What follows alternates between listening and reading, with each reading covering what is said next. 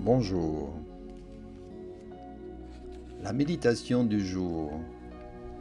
Je pense, donc je suis, ou qui suis-je? Une petite lecture sur ce sujet. Mettez-vous en position de méditation. Pour un instant, fermez les yeux. Écoutez avec votre cœur. Ressentez qui vous êtes, ce que vous pensez.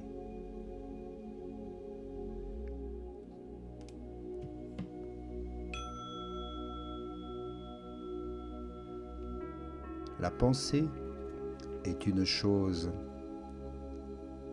Elle est énergie pure. Lorsque vous modifiez votre conscience et vous entrez en pleine conscience, que se passe-t-il alors? L'état de conscience modifié rend l'expérience et la chose possible.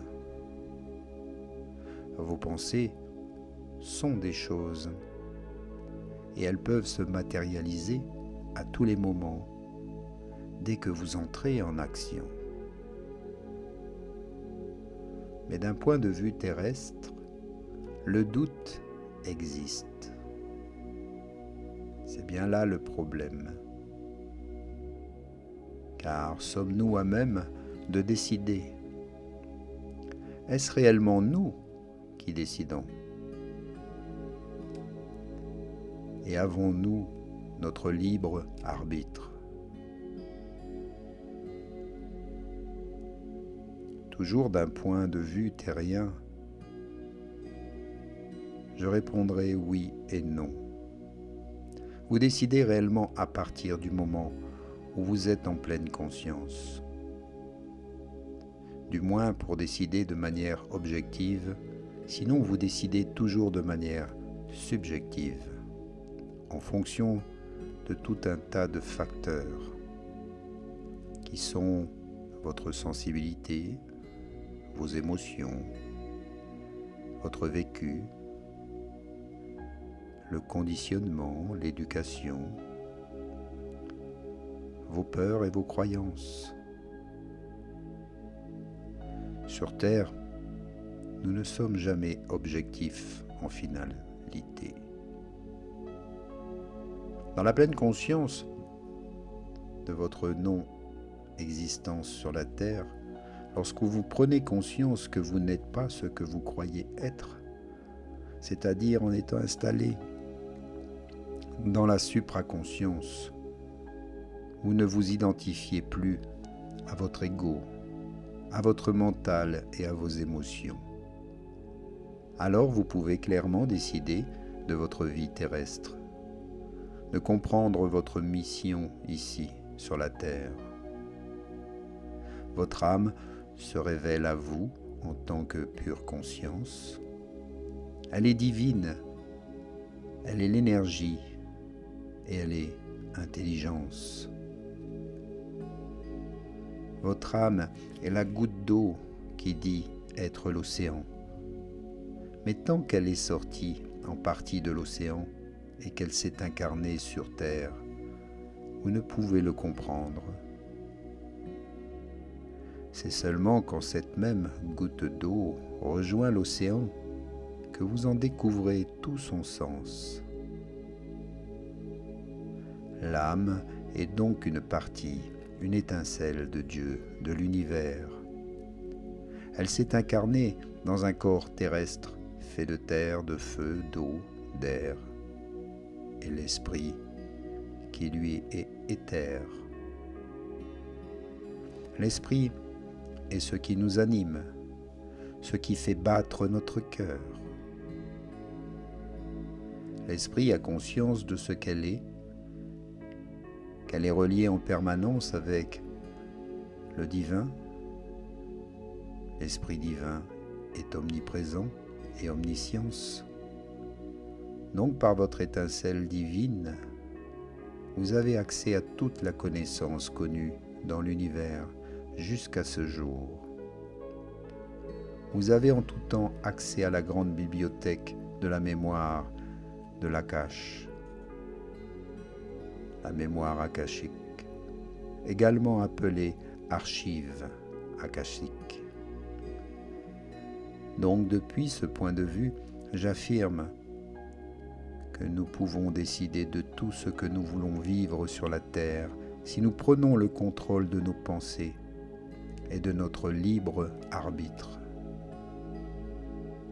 Oui, nous avons le libre arbitre. C'est la volonté de faire un choix. Vous pouvez choisir de ne pas faire ce choix et d'être plutôt fataliste, de suivre votre destin, votre karma. Mais en fait, vous vous soumettez aux choix et aux décisions des autres. Prenez par exemple, pour qu'un patron réalise son rêve en créant une nouvelle société, il aura besoin de soutien, de personnes qui croient en son projet. Puis ensuite, il aura besoin d'employer des personnes qui vont travailler et l'aider, développer son affaire.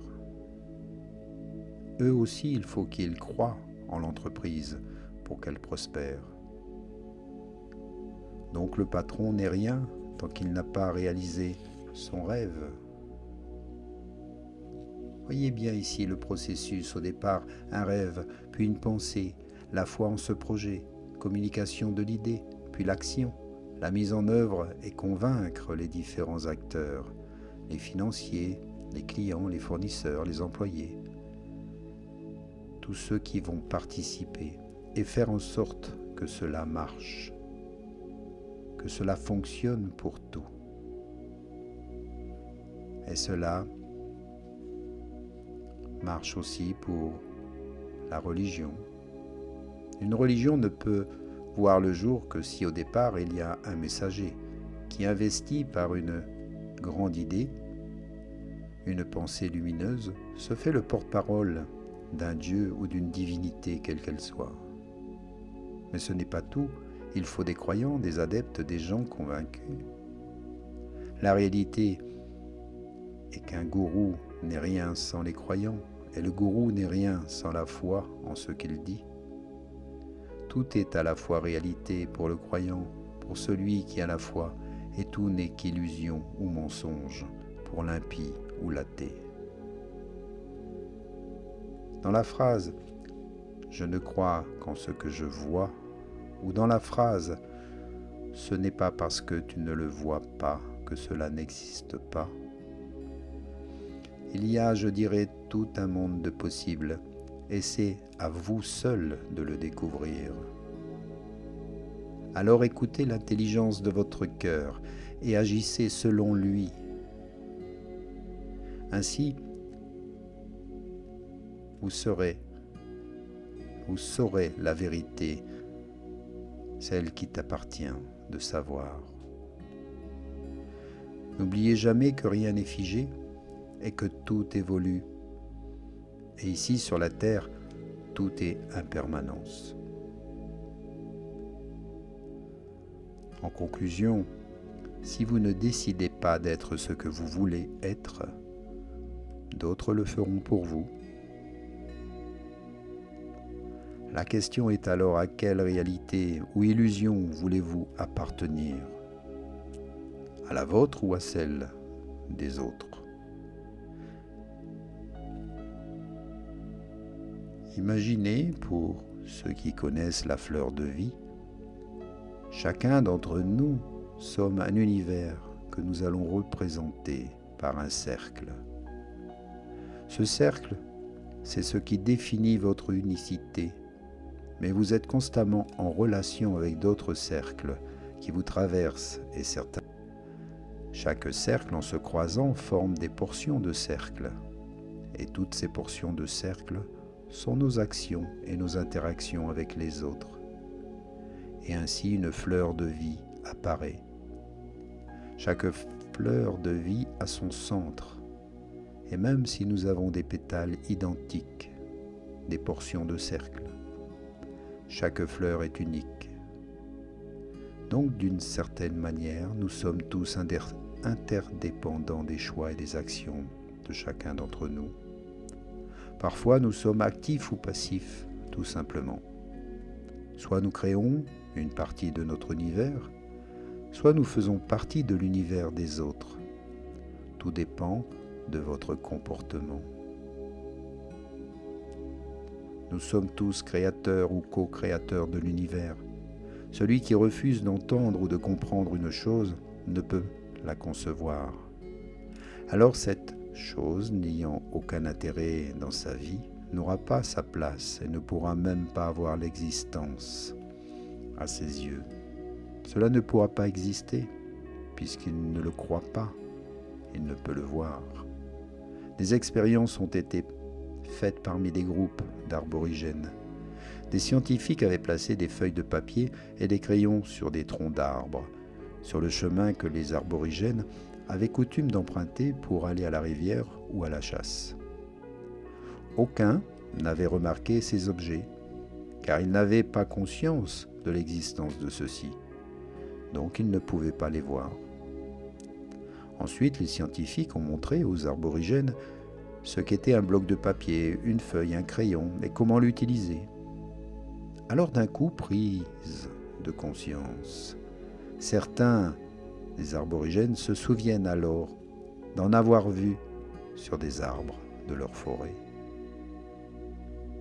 Donc si votre esprit est fermé à vos propres convictions et à vos habitudes, vous ne pourrez pas voir ce qu'il y a de nouveau autour de vous. Cela aussi explique que vous ne pouvez pas voir ce en quoi vous croyez, que vous pouvez donner vie, forme et matière à vos pensées, si vous devenez le maître de ces pensées. Souvent, des personnes me disent « Oui, mais moi, je pratique la pensée positive et pourtant des événements que je n'ai pas souhaités sont venus dans ma vie, tels que la maladie, séparation, crise, dépression, décès, etc. » Je réponds que oui, vous ne l'avez sans doute pas souhaité, mais vous avez cru en la possibilité que cela arrive. Et en cela, vous l'avez rendu possible. N'oublions pas que cela n'est pas si simple, car sans nous, nous ne sommes jamais seuls, et que nous co-créons le monde dans lequel nous vivons.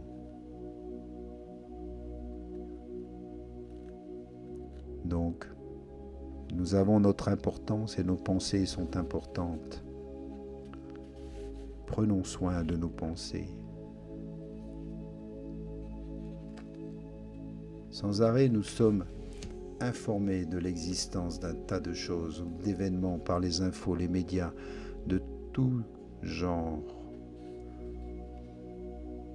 et aussi par notre entourage. Que serait un monde sans conscience de toutes ces informations qui nous conditionnent de l'envie, des peurs, des joies, de la vie, de la mort? Sans la pensée collective qui crée chez nous des réactions souvent inconscientes, comme dans le monde animal.